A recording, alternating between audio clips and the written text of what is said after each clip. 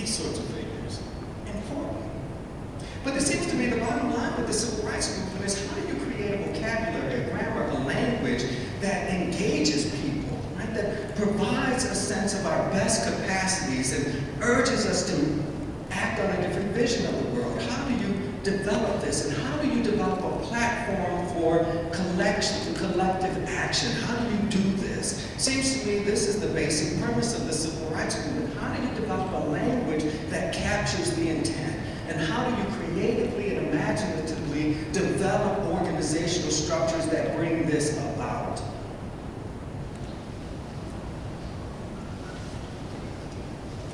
But there were problems, and I'd like to just quickly talk about these problems in terms of things not to do.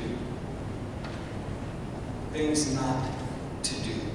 And I'll start with what might be the most difficult for us gathered here. So much of our understanding of the civil rights movement, again, is premised upon theology and religion. We understand it through the lens of church activism, undergirded and supported by theological arguments that are social justice based. They grow out of the social gospel and boom, right? We tend to think about it this way. Now, within our movement, we often think that if we can simply provide people with a certain type of educational platform, if we can provide them with a different knowledge base, they'll reject that crap called theism. That if we can just reach them and give them a different way of moving through the world, they'll see that what they've embraced is ridiculous and they'll get on board. I caution us, don't think religion is going away. Religion isn't going away. From my perspective, that argument is often Eurocentric. The examples come from across the ocean. But these examples aren't really drawn from locations of significant population growth, where religion seems to be thriving. Hell, I live in Houston, one of the most cosmopolitan cities in the United States. In terms of race, there is no clear majority in Houston.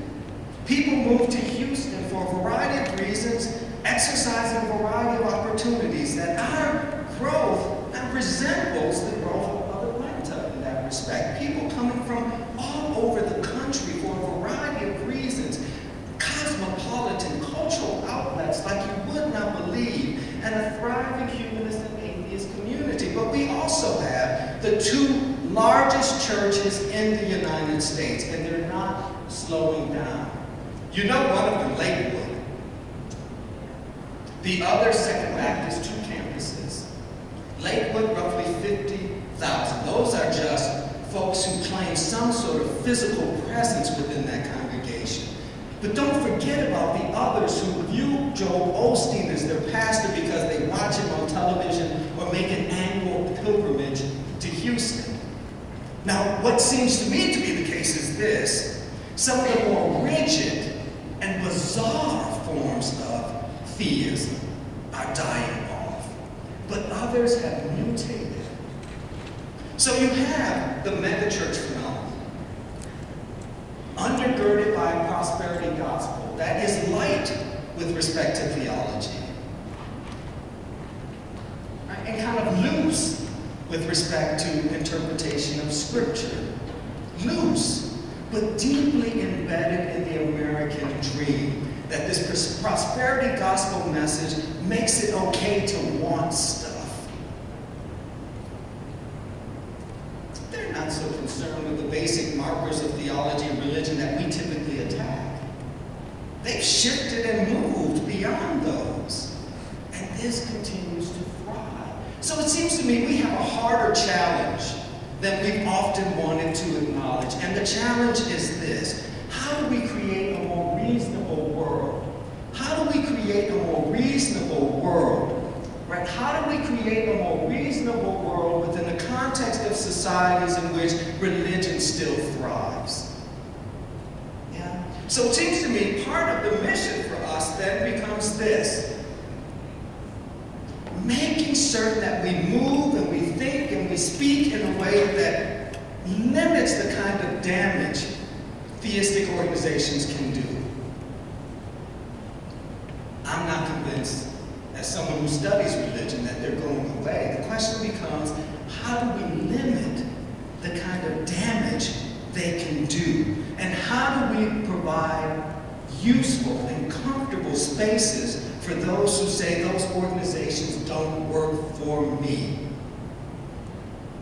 And I think we have some bad examples of how we responded to this push for community. And I'll give one as a member of the UUA, right? So I'm not an outsider looking in. I'm a member of the UUA. But from my perspective, part of our difficulty with growth and diversity revolves around the way in which we forge community. It's Christianity light. I don't see much difference between the worship service that Black Baptists want to leave. I don't see real ways to distinguish that service from what we offer in the UUA, other than we don't mention Jesus in our hymns. But the format is the same. Now, my argument would be this.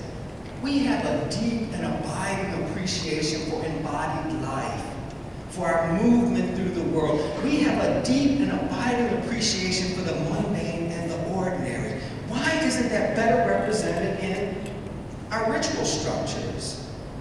Right? The ways in which we embrace repeated activities in founded spaces. Why isn't it better represented there? Why isn't it the case that our vocabulary, our grammar, our language is more organic, growing out of what it has meant for us to embrace so centrally embodied life? Why is so much of our vocabulary and grammar borrowed? I also caution us to avoid the mistake of the civil rights movement, right? The civil rights movement was, at its worst, premised upon an assumption that if you get black together, everything else follows. So you can have someone like Stokely Carmichael answer the question, what's the proper position for a woman in the movement? Pro. Yeah? There's the assumption that if you get black together, everything else follows. Failing to recognize the deep homophobia within the civil rights movement, the sexism, the lack of clear and concise attention to classism. So you have someone like Bayard Rustin, who is a major intellectual force within the civil rights movement, who cannot be fully embraced publicly because of his sexual orientation. That's atrocious. But we shouldn't make the mistake of assuming because our ethics and our moral vision of the world is premised upon our atheism, we are problem-free. So our approach, from my perspective, has to involve this. External critique, but always mindful of the need to critique ourselves, to move through the world, attempting to provide for a more reasonable life, deeply humbled by our own failures and shortcomings. And we don't get there by simply bashing theists. I also want to make a distinction between the religious, or religion, and theism. It seems to me theism is the real point of attack. Religion comes in a variety of forms. Hell, my UU friends and my ethical culture friends consider themselves, for the most part, religious. But they consider themselves one with us, right? The real issue is theism. It's embedded in theism. The idea that there's a God in the world, or gods in the world, and how we move, how we conduct ourselves, our moral and ethical perspective on life is deeply embedded in our ability to link up with these divine forces, the forces that don't have to explain themselves. Yeah, and you get this, for example, in the book of Job. Christians are reluctant to talk about. Here you have a God who seems rather sadomasochistic, right, with a huge, huge ego. Yeah, I know, Satan, you've been walking around, but have you checked out my servant Job? He's really on top of things. Well, that's because you give Job stuff. If you took stuff away from Job, Job would curse you. God is kind of pissed about this. Ego kicks into play. Well, hey, do whatever you want to do to Job, because Job will stick with me. Just don't kill him. Right? So make his life miserable, but don't give him a way out. When Job finally raises questions about this, the response is, shut up, Job. Who are you to question me? I created all this stuff. You just play ball. And we're supposed to think that there's a proper resolution to this because Job's initial set of children killed, but Job gets another set. Job's wife, who demonstrates great compassion for him, the most compassionate figure in this biblical text, because she recognizes the integrity of life. Right? She recognizes the integrity of life and the ability, the need to be able to move through the world integrity intact. And she says, if you can't have that integrity, Joe, curse God and die. She gets demonized. And so there's these sorts of issues. I'll just close with a couple of happy notes. One, we need to always be mindful of the fact that a few determined folks can make a difference. The vast majority of black churches, for example, did not participate in the civil rights movement. They didn't fund it, and they didn't provide body power. Martin Luther King Jr. acknowledges this. They did not participate, but the civil rights movement still made some inroads as a result. Yeah?